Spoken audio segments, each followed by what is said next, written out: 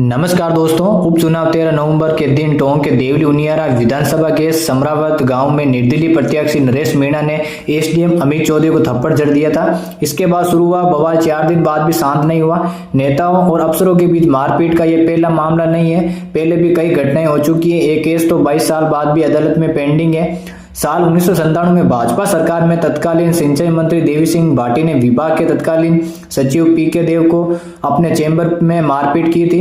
पीके देव मंत्री भाटी के चैम्बर से निकले तो मारपीट के निशान साफ दिख रहे थे। कपड़े और बाल अस्त व्यस्त थे। उस समय भैरू सिंह शेखावत मुख्यमंत्री थे। उस वक्त सुनील अरोड़ा सीएम के सचिव थे, जो बाद में देश के मुख्य चुनाव आयुक्त रहे। देव सुनील अरोड़ा के पास गए। अरोड़ा उसी हालत में पीके देव को सीएम के पास लेकर गए। देव ने पूरा घटनाक्रम सीएम शेखावत को बताया। भैरू सिंह शेखावत ने इस पर तत्काल एक्शन लेते हुए भाटी से इस्तीफा मांग लिया। देवी सिंह भाटी को मंत्री पद से हटा दिया गया था। इसके बाद पीके देव ने 6 दिसंबर 1997 को अशोकनगर थाने में देवी सिंह भाटी के खिलाफ मुकदमा दर्ज करवाया था। मुकदमे में बिशलपुर प्रोजेक्ट से जुड़ी मीटिंग में एक फर्म को फेवर नहीं करने पर मंत्री पर मारपीट के आरोप लगाए थे। केकड़ी से कांग्रेस के तत्कालीन विधायक बाबूलाल सिंगारिया ने जून 2001 में कलेक्टर की अध्यक्षता में जिला अभाव अभियोग की बैठक के तत्कालीन अजमेर एसीपी आलोक त्रिपाठी को थप्पड़ मार दिया था।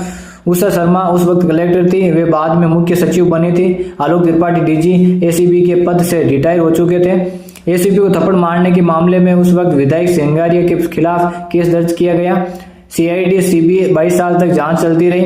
इस मामले में उषा शर्मा मुख्य सचिव रहे। गवाह के लिए अजमेर कोर्ट में गई थी। अजमेर के अदालत ने 20 गवाहों के बयानों के आधार पर बाबूलाल सिंगारिया को 24 मार्च 2023 को 3 साल की सजा और 1 लाख का जुर्माना लगाया था। सजा के खिलाफ बाबूलाल सिंगारिया ने अपील की, जिसमें सजा स्थगित करते हुए कोर्ट ने उन्हें जमानत पर रिहा कर दिया था।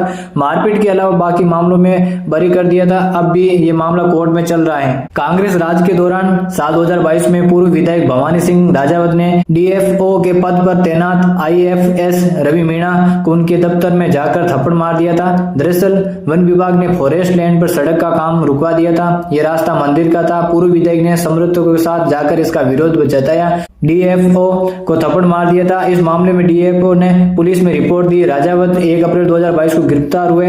10 दिन जेल में रहते। बाद में उन्हें हाईकोर्ट से जमानत मिली थी, तब से जमानत पर है। नरेश मीणा को एसडीएम को थप्पड़ मारने के मामले में जांच लंबी खींचकर बचने का मौका नहीं मिलेगा। उनके खिलाफ जांच तेजी से चल सकती है। नरेश मीणा विधायक या सांसद नहीं है, इसलिए उनके मामले की जांच सीआईडी सीबी को नहीं दी जाएगी। नरेश मीणा विधायक होने पर जांच सीआईडी सीबी को जाती है। बाकी मामलों की तरह लंबी चल सकती थी।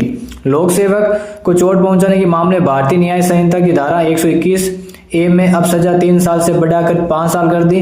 पहले इंडियन पिनल कोड की धारा 332 लगती थी, जिसमें 3 साल की सजा और जुर्माना। अब आईपीसी की जगह बीएनएस लागू हो गया है। बीएनएस में 2 साल सजा बढ़ाकर 5 साल कर दी। यह गैर जमानती अपराध है। आज की दूसरी बड़ी खबर, टोंक हिंसा मामले में नरेश मीणा के साथ अन्य लोगों की गिरफ्तारी पर हनुमान बेनीवाल ने लिखा कि किसी प्रकरण की आड़ में पूरे गांव को दोष देना न्यायोचित नहीं है। एसडीएम थप्पड़कांड मामले में नरेश मीणा की गिरफ्तारी के बाद राजस्थान में मीणा बनाम जाट की राजनीति शुरू हो गई है। थप्पड़ मारने वाले नेता नरेश मीणा समाज है, जबकि थप्पड़ खाने वाला अधिकारी एसडीएम अमित चौधरी जाट समाज का। स्थानीय स्तर के साथ साथ सोशल मीडिया पर भी दोनों जातियों के लोग अपने अपने पक्ष में दलील दे रहे हैं। मीणा और जाट की लड़ाई में राजपूत मीणा समाज के साथ है, जबकि गुर्जर जाटों के साथ। हालांकि सभी समाज से कई लोग ऐसे भी हैं जो मामले में विधि सम्मत कार्रवाई की बात कर रहे हैं। इस बीच जाट समाज के बड़े नेता और राष्ट्रीय लोकतांत्रिक पार्टी आरएलपी के सुप्रीमो हनुमान बेनीवाल ने सोशल मीडिया पर अपनी प्रतिक्रिया दी है।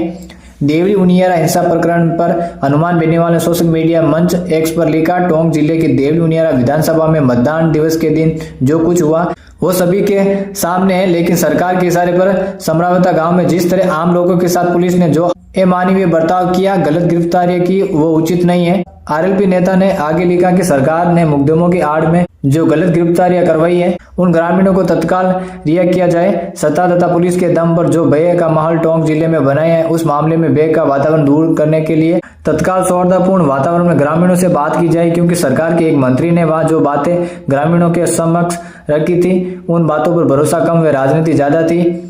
नागौर सांसद ने अपने पोस्ट में किसी समाज का पक्ष लेने की बात खुलकर तो नहीं लिखी, लेकिन उन्होंने समरावता गांव से हुई गिरफ्तारियों को गलत बता मीणा समाज की मांग को जायजा ठहराया। बेनीवाल के पोस्ट पर कमेंट करते हुए राजेंद्र मीणा नामक एक यूजर ने लिखा, नरेश का एसडीएम को थप्पड़ मारना गलत था, लेकिन जिस प्रकार जाट समाज एवं हनुमान बेनीवाल ने समरावता पुलिस हिंसा प्रकरण में आदिवासी मीणा समाज का समर्थन किया, पूरा मीणा समाज भाव विभोर है और समस्त जाट समाज के प्रति कृतज्ञता व्यक्त करता है। राजस्थान विधानसभा उपचुनाव में देवली उनियारा के निर्दलीय प्रत्याशी नरेश एसडीएम अमित चौधरी को थप्पड़ मारने की घटना के टोंक जिले में हिंसा का दौर भड़क उठा था। समरावता गांव में आगजनी, पथराव और हिंसा के सबूत अब भी बिगड़े पड़े हैं। हालांकि अब घटना के 3 दिन बाद धीरे धीरे जिंदगी पटरी पर लौटने लगी है। आज की चौथी बड़ी खबर, हाल ही में बेस्ट विलेज घोषित किए गए देवमाली में शनिवार को डिप्टी सीएम दिया कुमारी पहुंची और यहां का जायजा लिया। उन्होंने देवनारायण मंदिर के दर्शन किए। इस दौरान ग्रामीणों ने मांग की कि पहाड़ी पर रोप वे काम का जल्द शुरू हो। इस दौरान मसूदा से देवमाली तक आने जाने के लिए 2 लेन सड़क बनाने की मांग भी की। दिया कुमारी ने ग्राम को पर्यटन के रूप में विकसित करने की हर संभव मदद सरकार के स्तर पर की जाएगी। महिलाओं ने परंपरागत गीतों के साथ उनका स्वागत किया। उन्होंने ग्रामीण महिलाओं के साथ चूल्हे के पास बैठकर भोजन किया। ग्रामीणों ने उनका स्वागत भी किया। देवनारायण बोर्ड के चेयरमैन ओम प्रकाश भंडाना, विधायक वीरेंद्र सिंह कनावत आदि मौजूद रहे। दिया कुमारी से स्थानीय विधायक ने मंदिर के लिए रोप वे तथा ब्याऊर से मसूदा तक 4 लेन सड़क की मांग की, जिससे देवमाली आने वाले श्रद्धालुओं को सुविधा मिल सके। उप मुख्यमंत्री से ग्रामीणों ने मोबाइल टावर नहीं होने और कनेक्टिविटी की सुविधा नहीं होने की बात कही। उन्होंने मौके पर मौजूद प्रशासनिक अधिकारियों को तुरंत दिशा निर्देश दिए। उप मुख्यमंत्री ने कहा कि देवमाली गांव हमारी सदियों पुरानी परंपरा को आज भी जीवित रखे हुए हैं। ऐसे में ये हम सब की जिम्मेदारी है कि इस गांव के विकास के लिए हर संभव प्रयास हो। आज की 5वीं बड़ी खबर, अंतर्राष्ट्रीय पुष्कर मेले में गुरुवार को बॉलीवुड सिंगर कैलाश खेर ने अपने बैंड के साथ प्रस्तुति दी। आयोजन के दौरान बड़ी संख्या में लोग पहुंचे। आयोजन स्थल में जाने को लेकर लोग बेकाबू हो गए, जिससे पुलिस ने हल्का बल का प्रयोग कर काबू पाया। भीड़ नियंत्रण के दौरान एसीपी विजय सांकला के गनमैन की पिस्टल भी बदमाश चोरी कर ले गए। दूसरी तरफ पुलिसकर्मी कुछ लोगों को बैकडोर एंट्री करवाते दिखे। वहीं एक महिला पुलिसकर्मी द्वारा एक युवक को थप्पड़ मारने का भी वीडियो सामने आया।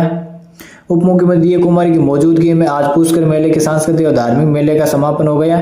कार्यक्रम में केंद्रीय मंत्री भागीरथ चौधरी, राजस्थान सरकार में मंत्री सुरेश सिंह रावत और अविनाश गहलोत भी पहुंचे। गुरुवार रात 9 बजे से आयोजन शुरू हुआ, जिसमें दावा किया जा रहा है कि 30,000 से ज्यादा लोग पहुंचे। करीब 2 घंटे तक कैलाश खेर का लाइव कॉन्सर्ट चला।